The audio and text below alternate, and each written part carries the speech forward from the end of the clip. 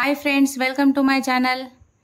ఈరోజు మనం మక్కా పాపడ్ మరియు పోహాతో చూడా ఎలా తయారు చేయాలో చూద్దాం. ఈ మిక్స్చర్ని మనం చిన్నపిల్లల స్నాక్స్ టిఫిన్లోకైనా మనం ఎక్కడ ట్రావెలింగ్కి వెళ్ళినప్పుడైనా చేసుకోవచ్చు. ఎందుకు ఆలస్యం, స్టార్ట్ చేద్దామా మరి.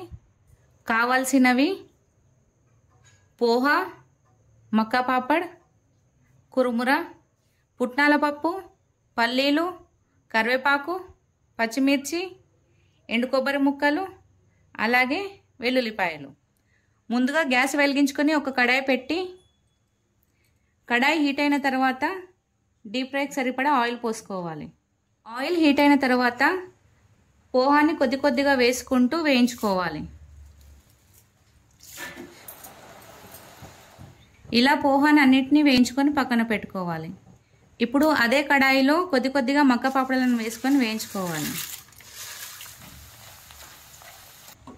ఇలా మక్క పాపడాలు అన్నిటినీ వేయించుకొని తీసుకోవాలి. ఇప్పుడు అదే నూనెలో కురుమురాలను వేసుకొని వేయించుకోవాలి. ఇవి వేయించుకుంటే కురుమురాలు మనకు మెత్తపడకుండా ఉంటాయి.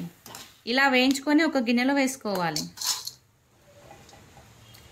ఇప్పుడు పల్లీలను వేసుకొని వేయించుకోవాలి. ఇలా సగం పల్లీలు వేయించుకున్న తర్వాత ఇందులో పుట్నాలు వేసుకొని వేయించుకోవాలి. ఇలా ఆయిల్లో అన్నీ వేయించుకొని తీసుకుంటే ఈ వర్షాకాలం మనకు మిక్చర్ మెత్తబడకుండా ఉంటుంది.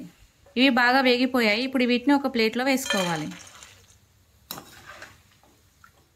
మిక్స్ చేసుకోవడానికి ఒక బేసన్ గంప తీసుకొని అందులో వేయించుకున్న అటుకులు, వేయించుకున్న కురుమురాలు, అలాగే వేయించుకున్న మక్క పాపడాలు, వేయించుకున్న పల్లీలు, పుట్నాలు వేసుకొని కొద్దిగా వేయించుకున్న జీలకర్ర పొడి, కొద్దిగా కారం, అలాగే టేస్ట్కి సరిపడా సాల్ట్ వేసుకొని అంతా మిక్స్ చేసుకోవాలి.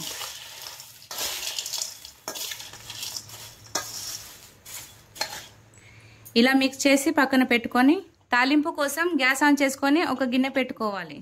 కొద్దిగా ఆయిల్ పోసుకొని